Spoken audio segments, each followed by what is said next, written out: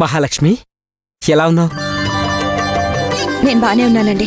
మీ పనులన్నీ అయిపోయాయా? ఇంకా కొంచెం ఉంది, చూసుకొని వస్తాను. మీ పనులన్నీ పక్కన పెట్టేసి మీరు అర్జెంటుగా వచ్చేయండి. అదేంటి? అమ్మ వాళ్ళ షష్ఠి పూర్తి. ఓ అవునా? అలా అయితే మనం ఖచ్చితంగా దగ్గరుండి చేయాలి కదా. అందుకనే మిమ్మల్ని రమ్మంటున్నాను. సరే మహాలక్ష్మి, నేను వెంటనే బయలుదేరతాను.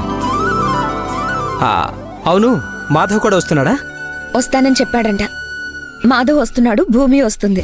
మీరు కూడా వస్తే అందరం కలిసి సంతోషంగా అమ్మా నాన్న షష్ఠి పూర్తి ఘనంగా చేయాలండి. త్వరగా వచ్చేయండి. అలాగే మహాలక్ష్మి, ఉంటాను. మీ అందరి ఆనందాలు కాసేపు మాత్రమే. అదేంటో మీ తలరాత. ఏ ఆనందమూ ఎక్కువసేపు నిలబడదు.